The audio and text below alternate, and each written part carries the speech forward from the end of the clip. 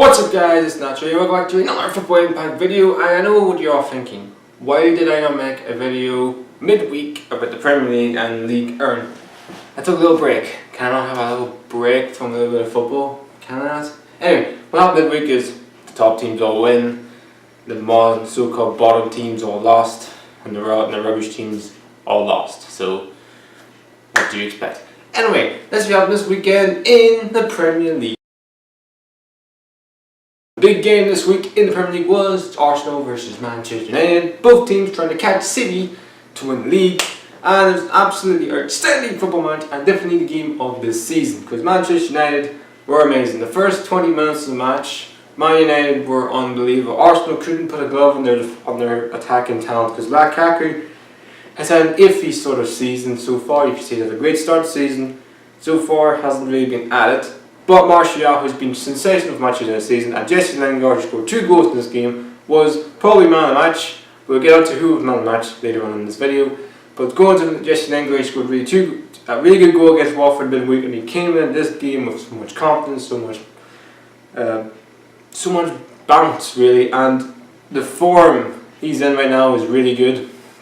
Valencia scored the first goal thanks to a good play from Manchester United. Perfect defending again from Arsenal, who were at the end big games against the likes of the Manchester clubs and the Merseyside clubs, and along with Tottenham and Chelsea. Bottle it as usual, but good finish from Valencia. Then Manchester United go again thanks to Jesse Lingard. Martial was a little beautiful flick into him, was sensational. He puts it in the back net, 2-0 from 2 shots, and Arsenal thinking, how the hell are we 2-0 down?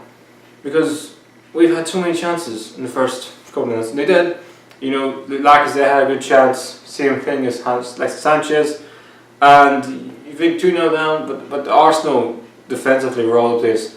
Monreal and Mustafi came off injured from the second goal from hamstring injury. He was all over the place in the first half.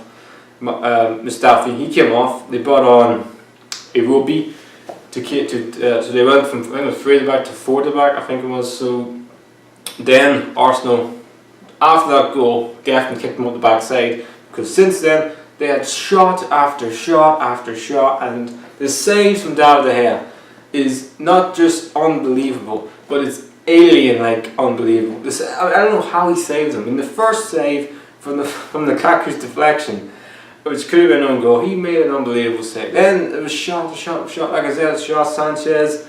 I think Bellerin had a shot. It was just flow after flow of Arsenal attack. I know a lot of Arsenal fans saying, "Oh, Manchester United parked the bus, they're 2-0. Well, would Arsenal done the same thing if they were 2-0 up against any other team? Probably, maybe. If any team were 2-0 against Arsenal, I think everybody would play 10-man ball. Maybe not Man City, or maybe not Liverpool. But I bet Chelsea would have, and any other team would have. But anyway, then it was shot. Then it was half time 2-0. Manchester, you could say Arsenal were held done by in the first half because it wasn't without David De Gea.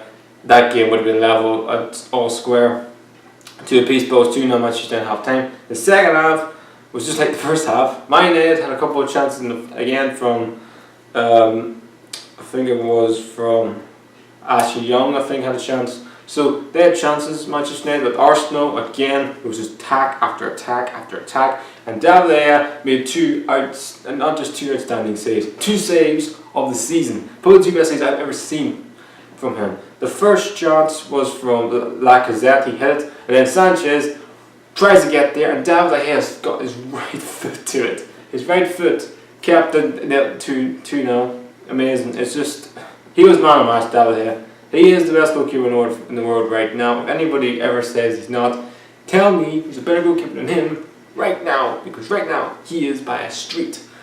And Arsenal did get a goal. Lacazette made the run. Great passing from Merza, great ball in. Great first touch from Ramsey. Great first touch. Blazes into Lacazette. Lacazette puts into the net. 2-1, and Manchester United, then Arsenal will go more attacking to try and back in the game, with some space at the back where Paul Pogba made that blasting run, and then he passes in, cuts it into Jesse Lingard, he's literally got an open goal to him at. He makes it 3-1, and then Controversially, Pogba gets a straight red card. Yes, people say, oh, it may not be a red card. It is a red card. He totally stamped on Hector Bellerin. It is a red card. And he now misses the Manchester Derby, which is the biggest Manchester Derby ever next week. That game is huge. If Man United do not beat Manchester City next week, title's gone. I don't see them winning the league this year because that game is a massive thing this year. As for Arsenal, big dent. They're not. I think it just goes to show for Arsenal this season they've been beaten 3-1 by Man City and also beaten 3-1 by Manchester United. The gulf in class between the two Manchester clubs in terms of attacking and defending and goalkeeping is the difference between winning the league and not winning the league. And Arsenal, as much as they have a really good attack this season, they've got Ozil, Sanchez and Lacazette. I really like them as a free, and they've also they've got some more good players. I really think the wing backs are now starting to get into the game. But for me, Peter Cech is not the goalkeeper he was, and their back four or back three are nowhere near good enough to win the Premier League title. And their midfield, like we say it all the time, Granit Xhaka is not a defensive midfield player. He is an attacking midfield player playing defensive midfield. He's never been a defensive midfield player. If you can go to his club back days, it wasn't him making he wasn't in the defensive field. It was Neuvelt, who somehow was at West Ham, and then don't even know where he is now. I think he's still at club back. But anyway, I think he's at Hoffenheim, but he was the guy. Right now, Xhaka is not a defensive midfield player, and that has turned to a bad signing for Arsenal. As for right now, can Arsenal? They're mean right this season. Arsenal to get top four. I tell you one thing, Arsenal fans, would you take top four right now? You finish fourth, and top finish fifth. I think Arsenal fans will take that. I think that'd be good. Would that be a good season for you fans? Put in the comments down below what you want to know. If all Arsenal fans, would it be a good season if you guys finish fourth and top and finish fifth? Be really insane into that. And our team in Manchester City, get out of jail yet again, just like they did against Southampton and Huddersfield. They were 1-0 down to West Ham, and they come back and win again. Just this team's mentality is just skyrocketing. It's unbelievable. But it wasn't an easy game. West Ham played 10-minute ball and actually really played well in this game because David Moyes obviously had, he's now had time to get this team defensively organised, and they looked really defensively organised. Okay, Man City, you're gonna put 10-minute ball against Manchester City, but they really had some, because I always thought with this West Ham team, they don't have character and they lack passion. They've showed both of that in this game. But Man City in the first half were so sluggish, their movement wasn't great. David Silva was really not at it, and Kevin De Bruyne was literally not Kevin De Bruyne. It was like, I don't know, watching Jack Kovac play midfield instead for Manchester City, not Kevin De Bruyne. I was thinking, what am I watching? Anyway, but then the goal came, which actually gave Man City a big needs a big cojones, is what Chardini would say. But that goal for West Ham woke City up, because since then they were starting to get a little bit going. That was Sergio Aguero shot at the end of the first half, but they weren't out. Obviously they made the change, bringing on Gabriel Jesus, who changed the whole complexion of the game. His movement is the difference. I don't know why he doesn't start for Manchester City, because him and Sergio Aguero are a really nice partnership when they both play, and he's becoming one of the signs of last season for them. And actually, ever since Gabriel Jesus starts, Gabriel Jesus makes an impact in a game, Man City do not lose. So what does that tell you about him? Simple as that. Anyway, the goal came in the second half from Gabriel Jesus. He threw the ball into, I think, Kyle Walker. Kyle Walker puts it into Gabriel Jesus. He goes on a little run, squares it onto Mendy, who is really scoring goals this year. That's his fourth goal in 14 matches. He's now become a really good goal scorer for them this year. He puts them back in net 1-1. Then you thought it's only a matter of time for City to actually score again. But West Ham had a couple of chances. Antonio had a really good chance, and Ed Mason, who's becoming a really big goalkeeper for them this season, made a amazing big save, because if that was Claudio Bravo, that's in the back of the net, and that's the difference between a top goalkeeper and an average goalkeeper. And then Man City with RN, Kevin De Bruyne, who's been by far, by the way, the best player in the Premier League this season, puts in a delightful cross and takes the whole. People say West Ham defensively, like West Ham, the way they conceded the second goal was terrible. It's not. You just have to admire the ball in for Kevin De Bruyne. He takes the whole back five out of the game, and David Silva's finish is absolutely exquisite. He just doesn't give Adrian a chance, who had a really good game in this match. I actually think he's a better goalkeeper than Joe Hart, and I think he should start in every other game. Joe Hart, I don't think is not good enough anymore. If you don't believe me, ask Trino supporters. And Dallas still puts in the back of the net, 2-1. City were more at it, but this is how you win Premier League titles. You come back and you dug in and you get your grit and desire, and they've had it in this game, Man City. Good 2-1 win against a good West Ham team. They're lacking confidence and lacking points, and you're still in the bottom three. But West Ham will take plus from this game, because if they play like that defensively, okay, they need to go more expansive, and they definitely have Andy Carroll come back in the team. Lanzini is always now starting to get a little bit of form now.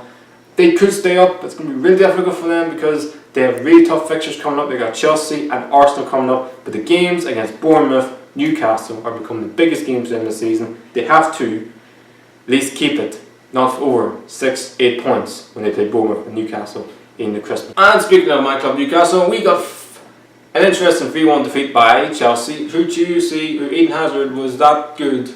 He looks like the Eden Hazard of old. Newcastle leading this game thanks from Dwight Gale. Yes, I know he did score against Manchester United, but it looks like he looks like to be coming. I know the goal was an iffy goal. Defence from Chelsea was awful. You could say Newcastle could have a penalty because Jacob Murray was pretty much fouled by the court foul. But give credit to Gale. He looks like a real poacher. Puts in the net. He knows what the goal is. A second goal of the season. Just hope this can kickstart his season and get more goals for Newcastle. Then Chelsea, just like Man City really, gave them a kick up backside to go on the other end. Eden Hazard was just controlling the game because of great ball in from Fabregas. I mean, I don't ask me what Moreno's doing. Moreno literally, the one guy you don't want to give space to is Eden Hazard, and he did that. He walked in, he made it with Darlow played well in this game, but even he couldn't save because it took a massive bobble, and then it was 1-1. Then it was 2-1 thanks to Richie, who was playing wing back in the game, but he looked so out of sorts because he's not a wing back. He took a header which he could have just touched it down, he could have cleared, but he just didn't know where he was on the pitch. Then Victor Moses puts in a great cross into Morata. He makes it 2-1. I don't know what Newcastle defence is doing. They massively missed Jamal Lascelles in that defence because I don't think he's good enough. And November, he's just only back in the team, and it looks literally needs more games to actually look, okay, where am I at in this team? But they massively missed themselves in that team because they've never seen 10 or 11 goals since he's been out, which is massive because he's a massive captain and a leader in that defence. So as soon as he's back in the team, I think Newcastle can concede less goals but give themselves a chance to win it. Then the second half, it just was all Chelsea. Eden Hazard, it was the Eden Hazard show really. And then the penalty which Richie gave away on Victor Moses. And then Hazard was a little pink finish. I mean, you could say that's just, he didn't even look at it, that tells you how good he is. 3-1 win. It wasn't a routine win for Chelsea, but in the end they had too much. The class between Newcastle and Chelsea superiority is massive, and the gap is getting huge between the top 6 and the rest. And it doesn't look good for my new club at the minute because we've now lost 1 win in 10 matches. Is not good enough in this level. They really do. The lack of investment is now starting to show at Newcastle United in the squad.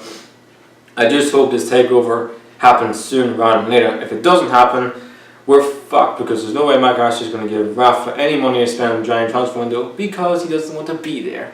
So yeah, it looks like the only reason why Newcastle want to stay in the Premier League is that there's 3 other teams in the Premier League that are worse than them. And so far, there is.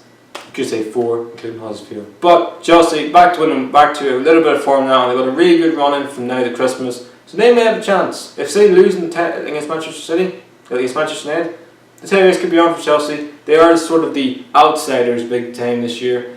But they still have a chance of winning the league this year. Liverpool get a thumping win against Brighton, 5-1, thanks to a couple of goals from Firmino and a fucking amazing free kick from Coutinho. Also, yes, I know Brighton got a goal back from Murphy, who looks like a really good goal scorer for them this season. So if they're going to stay up, it's going to rely on his goals and most of the defence. But they just played Liverpool the worst time. The form right now in Liverpool is really good ever since they lost to Tottenham. I know they got that point against Sevilla.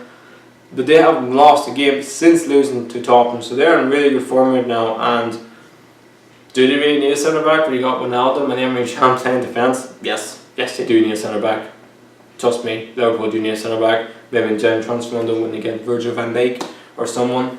But it's not the like about his Liverpool team because their attacking prowess is unbelievable. Salah and Mane, who wasn't even playing this team, he was on the bench in this game. You know, it's got so much talent, and this is, I think, a better Liverpool team than last season. Because last season, you take the Man United team, you really are struggling if you can get the goals, the pace. This year, you just got Salah, Firmino, Coutinho, Mane. You got so much attacking prowess. The class is just unmatched. So Liverpool just had too much of Brighton. Brighton probably just say, you know what, this is Liverpool. They can just any team this season, which they have. They've beaten Arsenal 4-0 this season, so they can just anything. They can just have to look at the next fixture and try. And their main aim this year for all the three promoted clubs is to stay in the Premier League. If they stay in the league, it's like winning a trophy. It's huge. It's massive. Speaking of Huddersfield, who got beat by Everton 2-0, Big Sam. Simple win. 2 wins from him now. Okay, you could say the first game against West Ham midweek didn't really count. I think it did. I think he had a little bit to say in the dressing room about the Everton team. Anyway, he gets a 4-0 win thanks to Rooney's hat-trick. He scored, if not one of the goals of the season midweek. Yeah, this weekend, Sigurdsson scored again. He's now scored 2 in 3 games, so he's now starting to get a little bit of form. Starting to know why Everton's bottom. He looks like a bit of quality. And I'm really happy for Calvin Lewin. You know, he got an assist in this game, and he also scored a goal in this game. Really good finish. And the kids say the defending from Huddersfield is appalling, but it was a really good finish. And also, I think he was man of the match in this match. And definitely, Everton need an striker. But Calvin Lewin's done really well at Everton. You know, for the past really this season. When I'm watching this Man City, he really impressed me a lot. So if they can, I think they'll be fine this season. Everton with Big Sam in charge. You get your clean sheets. Yeah, it may not be great football, but they'll do enough to keep in the Premier League. Right now, I think they're in the top 10. If they finish top 10 this season, I think that's a good season for Everton, even though the horrific start of the season. But Everton will be comfortable this season, they're fine. Huddersfield, the wheels are starting to run off them now because they've now lost 4 in a row and they've conceded a lorry load of goals. They got thrashed 4-0 by Bournemouth, they got thrashed by Arsenal in midweek 5-0. They conceded far too many goals, Huddersfield. They're not scoring all the goals. They haven't scored a goal away from home since beating Crystal Palace 3-0. So guys, look at the Premier League table. Where Manchester City top on 43 points after an hour win. Best start to a season ever in the Premier League. City, Manchester rivals. United are second. Then it's Chelsea. Liverpool up to 4th after Arsenal's defeat. Tottenham, who only drew against Watford this weekend. Burnley with their defeat against Leicester, keeping them 7th. Watford that point against Tottenham keeps them 8th. Leicester with a massive win against them. Burnley puts them up to 9th. Everton are made top 10 first time this season. The bottom, Southampton are 11th. Then it's Brighton, then Stoke, Bournemouth, Newcastle, United, Huddersfield Town, West Brom. We only got a point with new manager Alan Pardew. Crystal Palace moved out from 20th up to 18th, but still in the bottom 3. West Ham moved down to 19th, and Swansea are rock bottom of the Premier League after 15 games this season. So guys, we're on to the Bundesliga. And the Bundesliga then, Bayern Munich went back to winning ways after their little hiccup against Borussia Mönchengladbach. They beat Hanover 3-1. It was like a walk in the park for them. Yeah, Hanover did score a goal. It doesn't really matter really. They had too much quality for them. It was like a champions of the Bundesliga against a team who just got promoted. The quality is massive, literally. So they just did enough Bayern Munich to beat Hanover, but they had too much superiority against little Hanover. But they've had a great season, Hanover. The fact they're in the top 10 this season, they would say that would be amazing because I didn't think that would be imaginary for them to be in the top 10 this year. Bayern Munich, they say they're going to be winning our Bundesliga this season. Hoffenheim beat RB Leipzig 4-0 in what has been the shock result of one of the shock results this weekend, because I thought Leipzig would have been Hoffenheim, who have been not added this season. Their form hasn't been great, but give credit where credit's due. They were phenomenal in this game. Kramaric was sensational. He scored some decent goals in this game, but I want to give a shout out to Serge Gnabry, who scored an unbelievable goal from the halfway line. Freaking hell, what a finish. It was just unbelievable. I think it was the first 5 minutes of the game. It was like watching Wayne Rooney score against West Ham. It was unbelievable. He looked up to see where the goalie was and then bang in the back of net. One of the goals of the season this year in the Bundesliga. What a finish! He also was goal of the season last season for Wolfsburg. Was it Werder Bremen, Wolfsburg, one of those two teams. Now he's been what a finish. So they had too much for our RB Leipzig. Theo Werner and Wolfsburg weren't really added in this game, but Serge Gnabry and Kramaric were sensational. I mean, Gnabry's goal was just, you had to applaud that. It was just amazing. But that's a big dent to Leipzig's chances of catching Bayern Munich for the title race this year. It looks like they're going to be finishing second or third this year. Hoffenheim, massive win to get them closer to the Champions League place. Borussia Dortmund don't lose a game, but they do draw another game. 1-1 against Leipzig, 1-1 against Leverkusen, and Leverkusen were leading this game 1-0.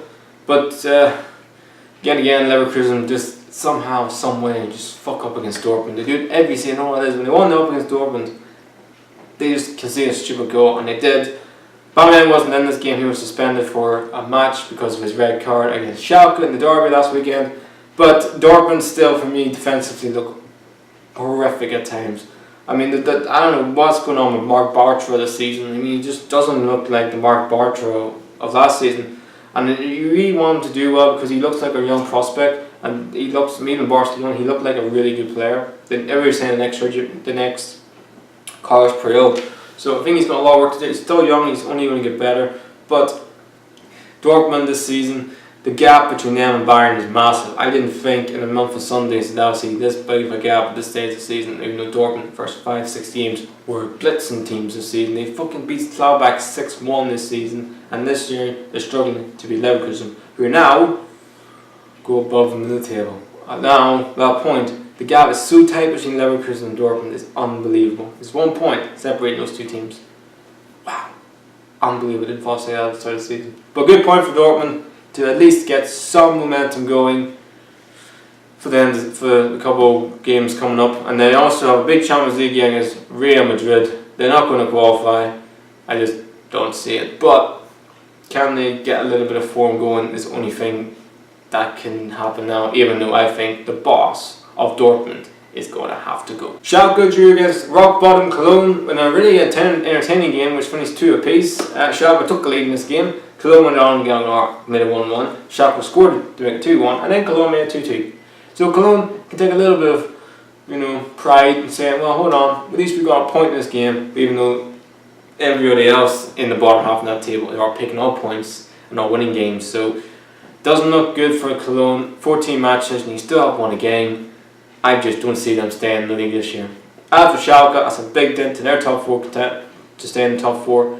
But because the other teams in the bottom top, apart from Hoffenheim, haven't won this weekend, they actually gain a point on Leipzig. So we could say you could take positives really. Wolfsburg beat Gladbach 3-1 in another shocking win for Gladbach. But just sums up Gladbach's form this season. Then go and beat Bayern Munich, and then they get thrashed by Wolfsburg. Sums up where their season's been. Yes, they're in the top 4 right now. I don't think they will finish top 4 this season, Club, because it's just so inconsistent. Wolfsburg needed a Roger result really, so that result is lifting them up the table, and I think I put them 11th or something in the Bundesliga table. And the last game is Werder Bremen versus Stuttgart. Werder Bremen getting a big win because Freiburg getting points and also Hamburg getting a point this weekend because both of those drew.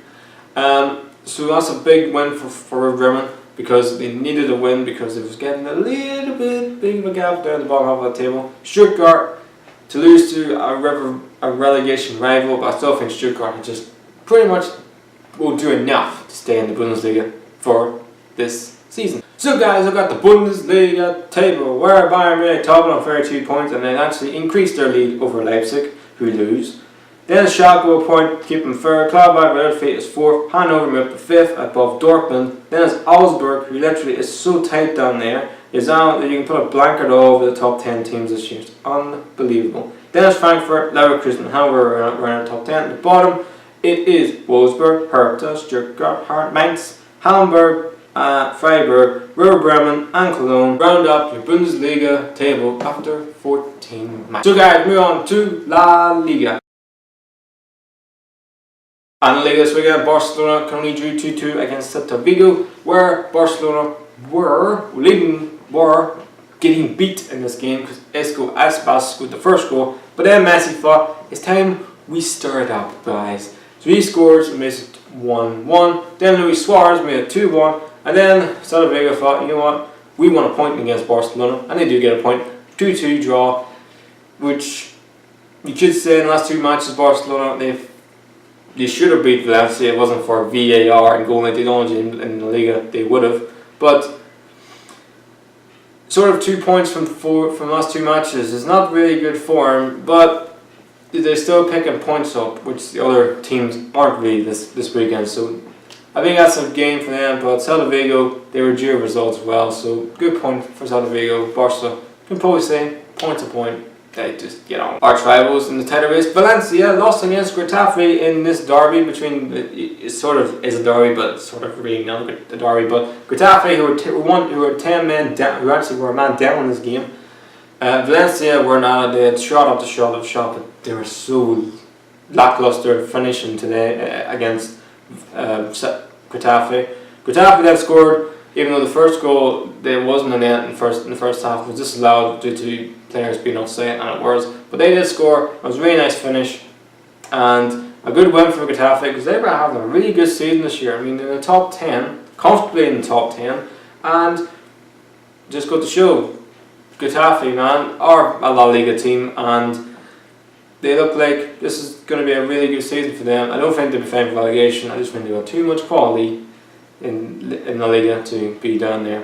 Valencia's big dent is the first defeat of the season for them in La Liga. So just sort of more like it's more like backs to the wall really for them. Sort of think, okay, back to what's the word I'm looking for? Ground earth really for them. So just goes to show La Liga, you can't win every game. It's going to be games where you're not at it. You just have to pick a point. But they didn't do that. Good win for Getafe. Comes them to 8th. Valencia still comfortably second in the league, but the gap between them and Barcelona just got a little bit bigger. Atletico Madrid have cut that gap between them and Valencia 2-2 after their win against Real Sociedad, even though they were 1-0 down in this game, but they came back and scored, came back and win with a really good win for them, and looks like they're now starting to get momentum now with Griezmann and Kevin Gamero really starting to become like 2 focal points. And even you got Diego Costa still to come in this team when he makes his appearance in January. So this looks like they're maybe not out of the title race yet, Valencia. If they can still have that gap, maybe 6-7 points, maybe from now when they get Diego Costa back in the team, they may have an outside chance to win the league this year, Atletico Madrid. But I just feel like if they get top 3, maybe top 4 this season, I think they'll take that because they've had so many problems with the new stadium. So much problems with Griezmann's form and many other players, but good win for Valencia, good win for Atletico Madrid to cut the gap between them and Valencia. Real Madrid, not so good form. They are really struggling this season. They could only draw against Atletico Bilbao, who are looking down and up this season. And this is not really good for Real Madrid because Ronaldo looks so out of his depth this year. Benzema looks like the worst striker I've ever seen play for Real Madrid. And you got Isco, who's having to fight with him, and Sergio Ramos, who's now the most red card player in the history of Real Madrid and in La Liga. 22 red cards, 19 in La Liga. Literally, this guy's unbelievable. And this guy has won a World Cup, 2 European Championships, and many Champions Leagues. And you think to yourself, he's got massive discipline problems. But he's the captain of Real Madrid. Amazing to see. Anyway, Real Madrid just really aren't out this season, and the fact that they're 4th in the league after 14 matches just puts into perspective. Zidane has got major problems with that team, and I've said it once and I'll say it again. They were stupid enough to sell 2 of their best players of last season in Alvaro Morata, who was the second top goal scorer for them last year behind Cristiano Ronaldo, who scored more goals than Benzema, Gareth Bale, Isco, Modric, Asensio, and also James Rodriguez is up there too. If you sell 2 outstanding talents, and Morata and James Rodriguez, and you don't replace them, what do you expect? You expect to be bottom, you expect to be 4th. And that's what they have done this season. They haven't replaced those 2. They want to kill Kylian Mbappe. Why do you not buy him? No, he went off to Paris Saint-Germain. He's made that team better. It just sums up Real Madrid. Them not spending any money in the summer transfer window has massively dented their title race and massively dented their team and chance of even retaining the Champions League for another season. Big problems with Real Madrid. Good point for Atletico Bilbao to get any bit of momentum from now to the end of the season. Sevilla get 2-0 win against Deportivo, and now only goal difference behind Real Madrid. Didn't think that would happen. Thanks to 2 goals from Muriel, who looks like a really good signing for them this year, and also Ben Yedda, who looks a decent. He actually scored goals for the team. It was Ben Yedda and Muriel, I should say, scored the goals of this game. He looks a decent signing, Muriel. He's got some pace, he's got some guile and some depth in that team. And Ben Yedda has been a really good signing for them since they bought him from Toulouse. So good 2-0 win against Depor, who are right now going to be pretty much relegated if they don't pick up points and have to stop conceding goals, because I think they scored the most goals in La Liga. And last game is Leganés beat Villarreal 3-1, which is a big win for them, and it puts into perspective the gap between Villarreal and Atletico Bilbao is so small. You can put a blanket all over them. I think it's only 6 or 7 points separating them teams. Good win for Leganés, because they're only, I think, 1 point behind Villarreal. It's amazing, isn't it? I think they moved to 8th or 7th. So they've had a cracking start to the season, just like Burnley in the Premier League. Definitely, this is their second season in La Liga. It's definitely made them a better team. They can invest more money because of the TV deal, and they're definitely getting better like this, which is great to see a new team up there in the top half of the team. So guys, look at the La Liga table, where Barcelona top and extend their lead against to 36 points. Valencia, their defeat, are still on 31. Atletico Madrid are actually only 1 point behind Valencia. I beg your pardon, I thought they were 2. Actually 1 point behind Valencia. Atletico Madrid are actually 2 points ahead of Real Madrid. I got that the wrong way around. Real Madrid only goal difference above Sevilla. Then got a little bit of a gap back to Villarreal 6th. Leganés only a point behind Villarreal. Getafe are up 8th, their best start to La Liga in a long time. Real Sociedad and Real Vigo make up the top 10. At the bottom, it is Betis, Granola, Elbar, who make it 3 wins in a row, and they're flying in the minute. They're only a couple of points being in the top half. We'll see in our album. Then it's Levante, then it's Espanyol, then go Bao, then it's Deportivo La Coruña. Las Palmas with their win are off the 19th and moved to 18th. Then it's Malaga, Alves are rock bottom and play tonight, and they probably need a win tonight to have any chance of staying in La Liga for another season. So guys, we're on to Serie A.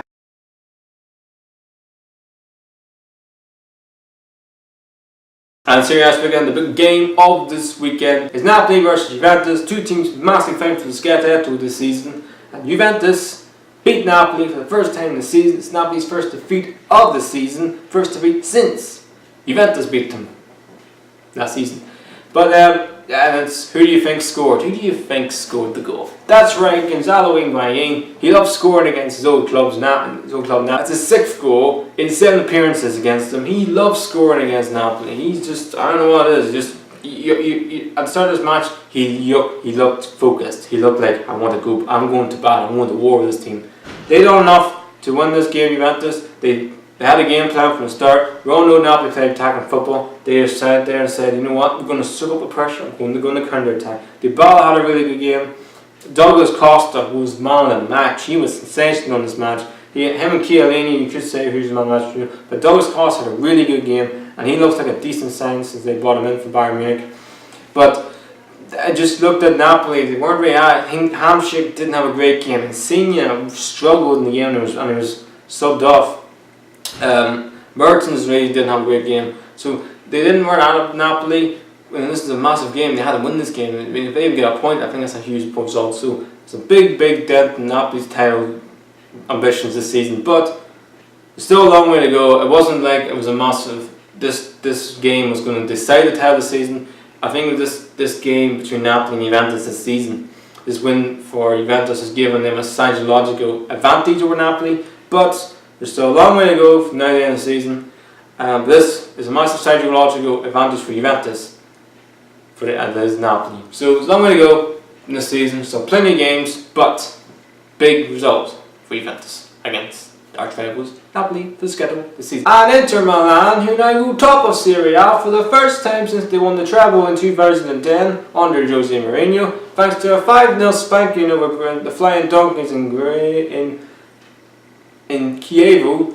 And my God, is Perisic a player? Good me, what a fucking hat-trick he scored in this game. He was outstanding. The first goal he scored was brilliant. Then he put in a great ball into the player of the season, probably in Serie A, in Icardi, who's been on fire this season. And then he said, I want to score the second goal. And then Brozovic scored the third goal. And then, well, he scored the hat-trick. It was a simple, flawless performance from him. He was unbelievable. Perisic deserved the match ball, and he right now, I understand Manchester United wanted to buy him in the summer because he looks a decent signing and he looks a really good player, and he is definitely, him and Icardi and many other, you could even say Barrow Valero and the goalkeeper Andanovic have been sensational for them this season, and they really are just getting better every season, and there's no question about it. One game a week is definitely helping Inter Milan this season in the Scudetto race. It's just like Chelsea last year. It's when you're playing one match a week, you're not playing Europe, you're not playing the cups, okay, apart from maybe the Coppa Italia, but they are definitely improving, and no question about it, Spalletti is getting the best out of Icardi and the best out of that team, and they've been nothing for the flaws this season. Can they win the Scudetto this year? Yes, they can, and I think right now they're my favourites to win it this year because they're not playing in Europe, and then Spalletti is a sensational manager for getting the best out of a team. This is maybe Inter Milan's best chance ever to win the Scudetto. As for Chievo, what do you expect, man? You're playing Inter Milan. Roma, who are not out of the Scudetto race either, have the 3-1 win against Splat and also have a game in hand. If they win that game in hand, they're top, literally you can put a blanket over them to all those teams as well. So this is the most, I think, out of all the leagues this year, the Serie A's title race is the most wide open this year as I've ever seen it. Because Roma got a good win against Splat. Splat looked like relegation is going to be them this year, or maybe even chance of staying up. A good win for Roma to get them closer to the top 3. Lazio get a late winner against Sampdoria, who took the lead in this game, but then Immobile thought this is my time to shine, and he does. He scored the winner, and you just did enough to win. And they are not out of this title race either, because they also have a game in hand. We could have 5 teams fighting for the league, for the Serie A title this year. It's the most wide open Serie A title race I have ever seen in Serie A. You can literally tell you right now, I don't know who's going to win it, but I really hope it goes to the end because I think it's been a great season so far. But good win for Lazio to get close the gap to Roma, Juventus, Inter Milan and Napoli. AC Milan are in big trouble because they couldn't beat Beneventuro, who literally got their first points of the season against AC Milan, who were leading this game thanks to Bonaventura. Then Benevento got the goal, and then Benevento got an equaliser. Then AC Milan got another goal to make it 2-1. Then they got the goal scorer, Bonaventura, sent off for 2 stupid yellow cards. And then you think you've seen it all, and a goalkeeper in the last kick of the match scores an absolutely outstanding header. He should be playing up front for Benevento, and he actually would have scored more goals and maybe won more games for them this season. He does that, and he get a point against AC Milan. Benevento, back in 2007, AC Milan won the Champions League. They weren't even a team. They were a bunch of players who were literally playing non-league football. It's unbelievable how it's a massive win for them. It feels like a win for them. It's a massive, massive moment for that club. It's huge because it's the first time they're being Serie A, and to play against AC Milan, the great AC Milan team, is unbelievable. It may not be the AC Milan of the old, but it's still a massive scalp for Benevento to even get a draw against this team. So they get the first points of the season. Hopefully that may kickstart the season. I don't think it will. I still think they're going to get relegated, but they can't take that point away from them. They can always say, the Benevento supporters, we got a point against AC Milan. AC Milan have now become the laughingstocks of Serie A. Fiorentina win against Sassuolo, comfortable 3-1, 3-0 win. Sassuolo are going to be fighting relegation this season, and Fiorentina look like top 8, maybe just where they'll be this season. So guys, look at the Serie A table where Inter Milan are top of the league the first time this season, a point ahead of Napoli. Napoli are now only a point above Juventus. And then we've got a little bit of gap back to Roma and Lazio and Sampdoria, who all have games in hand.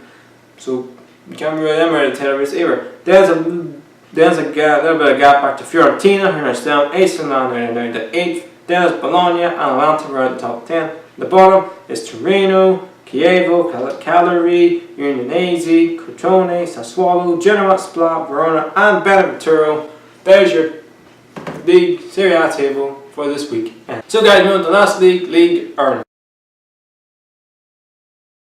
And league earners this weekend, Strasbourg do a major upset and beat big spending Paris Saint-Germain 2-1 thanks to 2 really good goals, or would you call it 2 terrible defending goals. I'll go both. Good win for Strasbourg. But even though Kylian Mbappe did get a goal for them for PSG, massive defeat for Paris Saint-Germain. Just when you think you're going to smash the league, because Monaco lost in midweek, Lyon looked average, and so did Marseille. They do this. It just sums up series. It just sums up. You can't predict full matches. You just can't predict. You just can't predict one league. But that's a massive win for Strasbourg to give them any hope of staying in the league for the first time since they've been promoted this season. And yeah, a massive scalp to beat PSG, Neymar's PSG, Kylian Mbappe, and many other great players they had in this team. It's a massive win, massive dent to PSG's title aspirations, and that's their first defeat of the season. We're fun to say that. We're into December and PSG actually lost a game. Wow. Just to you what a side they have. Monaco, who now cut the gap between them and PSG with a big win against Alger, and Alger now second bottom. Wow. They were actually 15th last week. No second bottom. Mad thing. Good win for Monaco to get a little bit momentum because they've lost against lost last 2 matches. So to get a little bit momentum to get them close to fighting for our Ligue 1 title, to defend the Ligue 1 title this season. Lyon, without Fekir, are doing really well because they beat Cannes 2-1 and now are still second, only 1 goal above Monaco. And they could they still have a chance of winning the league this year, Lyon? Because they have really good fixtures coming up. They don't play PSG until around Christmas time. They've got really nice fixtures after that. They've got a really good run of fixtures. If they win those games, PSG, maybe that defeat might, turn the wheel and now turn the feel like what can PSG do now. So maybe this is really Lyon's year because they sold Lacazette and I didn't think they had a chance because they just sold the talisman all season. Fekir, he's now still suspended for that stupid celebration against Saint Etienne. But this could be a really good year for Lyon because it looked like without Fekir and Lacazette, they looked like without those two, they looked struggle. They really looked a really good team. Depay's come in and done well, and many other players come in and done well. So maybe Lyon may have a good season this year. Marseille, same old problem. Can't beat the small teams. Drew against Montpellier. Montpellier have now drawn against PSG, Monaco, and Marseille. And I think they've also drawn against Lyon this season. So they've drawn, I think, against the 3 of the top 4 this season. That's astonishing. Oh, the season they're having is incredible. So really good. Montpellier are a really hard team to play against. They don't score a lot of goals, they don't see a lot of goals. That's pretty much why they've got positive or negative goal difference. But they really look a decent team, Montpellier. And I think they're 8th now. And I tipped them to go down this year. That's a stupid prediction. That is the worst prediction I've ever done in history of football. I'm going to make up right now and put my hands up. They look a really good team and definitely look a good player. I mean, the first goal was a really good goal. The celebration was a bit affy. I don't know what the celebration was all about. It was a really good finish, which is him and Danda should have done better with it. But then PSG Marseille get a penalty. Is it a penalty? It's a soft penalty. It may not be a penalty, but it's a soft penalty. Florian Thauvin puts it in the back of the net, makes it 1 apiece. Could have got an equaliser. Montpellier could have got a late winner at the end. The header was just under it, but I think if you ask Montpellier, it's on the path. I think they'd take a draw. Marseille, PSG, Marseille, Lyon, and Monaco are all stuck on 32 points. It's really going to be intriguing who gets those Champions League spots. I still think they have too much.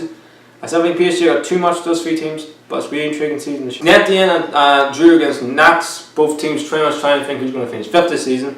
But Saint Etienne are 12th. That's right, 12th. After no wins in the last 3 games, they're 12th.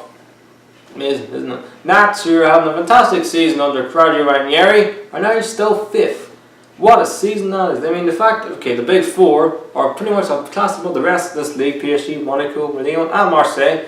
But Nantes have been the best for the rest this year, so if they finished 5th, I think that's a cracking season. And the last game is Nice versus Metz in a massive 6-pointer relegation match. Metz look like they're already down. They conceded minus, I think, 28 goal difference. They look like they're only about 4 points. They look like they're going to go down this year. Big win for Nice, who make it 2 wins in a row after beating Monaco in midweek. And they do it in this game. Balotelli is now look like to be the Balotelli of old. He gets a goal in this game, and a massive win for Nice, who puts them up the table to, I think, mid-table right now. So guys, I've got the Ligue 1 table, where PSG top on 41 points, then it's Lyon on 2nd on 32, Monaco 3rd on 32, and Marseille 4th on 32. Those 3 teams are only goals There's only one goal separating. There's only a goal difference separating the 3 teams. Amazing.